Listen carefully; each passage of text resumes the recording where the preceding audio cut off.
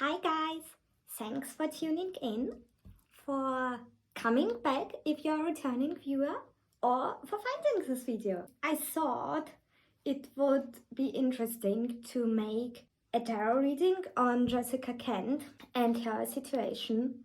I think not in the beginning of last year, but starting last year, right? Jessica Kent has been going through quite a bit of trouble. There have been a lot of different videos made on whether she relapsed or not. Jessica herself has done quite a few videos on her difficulties and her separation from Reese and on the troubles of their relationship. And I've been actually debating whether I even should make a video on her situation or not.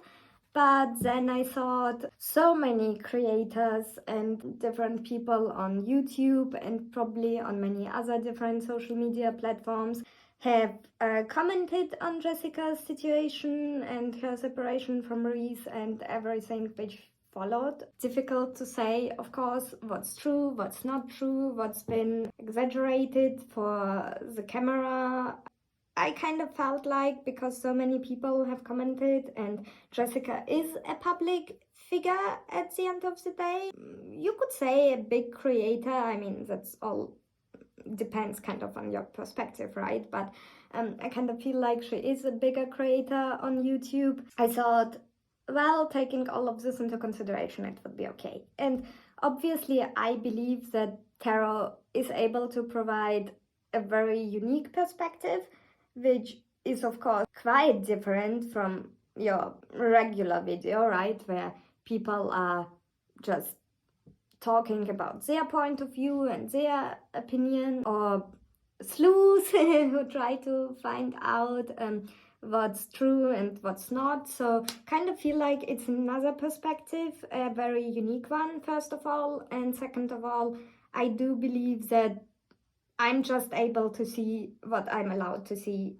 So having said that, I actually wanted to try out this very new Citadel Fantasy Oracle deck by Faz Inkwright. It really came today in the mail. I will be definitely looking up the meaning of the cards, because I literally had this oracle deck in my possession for, I don't know, a few hours maybe.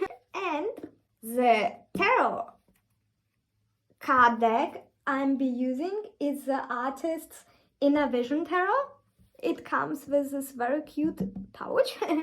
And actually, fun fact, it was the very first tarot deck which I purchased. And still to this day is one of my very favorite tarot card decks. I love it. And I love how many different artists in the 90s contribute to this deck. The cards have all been made and created by artists who usually more work in the field of paintings and sculpture, but came together to create this very, very unique and beautiful deck in the 90s. I love it. I love the whole concept. I love its images, but you'll see. All right. Dear universe, please let us know, who is Jessica? I haven't even said anything yet. Who is Jessica at her core? Who is Jessica as a person? The universe, who is Jessica Kent as a person?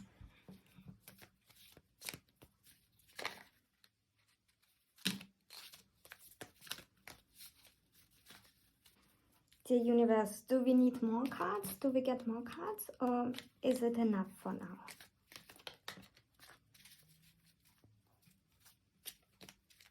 Who is Jessica as a person? I think it's maybe enough for now. I don't know, should we count this card in? I feel like we should, right? The Gambler, the Warrior, the Botanist, and the Forgotten. Okay, I think that's quite fitting, right?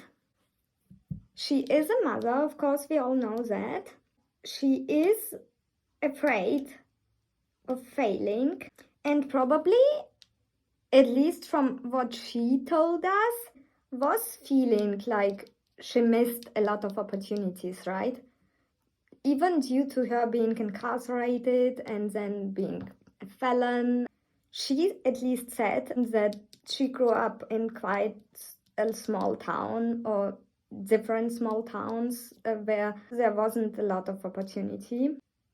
She is, maybe whenever she is creating videos, she is trying to make them perfect.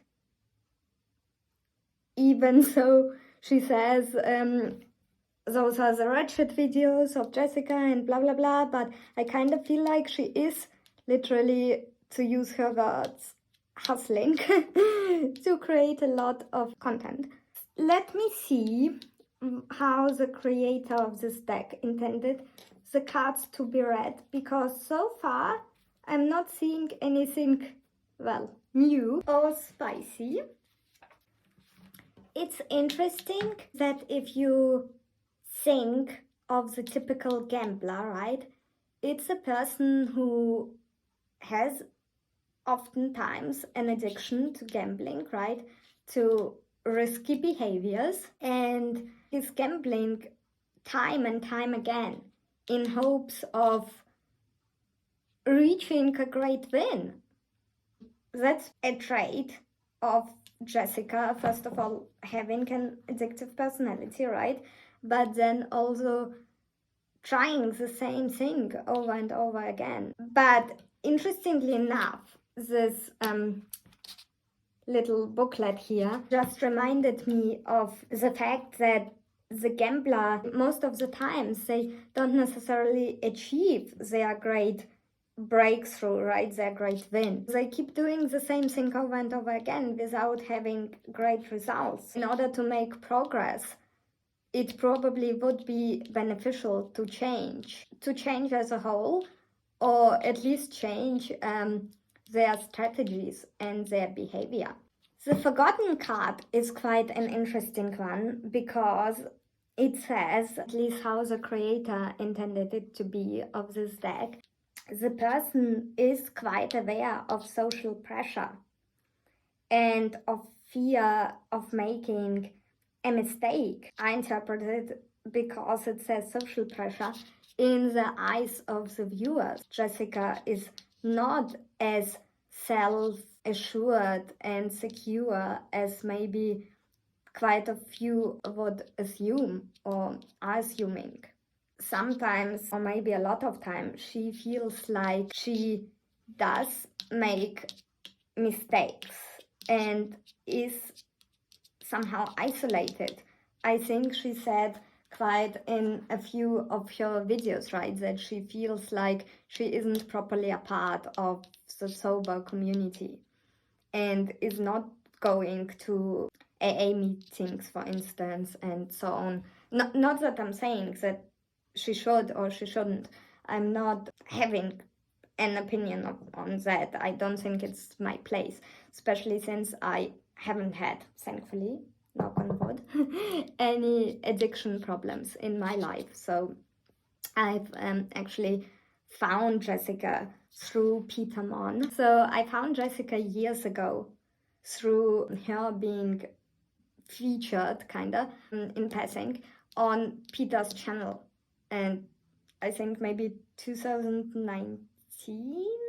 So it's not my place to comment on how she chooses to battle her addiction. I kind of feel like the Forgotten card could be also an indicating her feeling towards the recovery community. The Warrior, I feel like, can be interpreted as her doing too much sometimes. Her wish to be perfect or to appear perfect, and as well as a burnout. She's prone to having times where she is working quite a bit, maybe doing too much. The Warrior, right, whose impulse it is to be perfect and who wants to come out on top each and every time.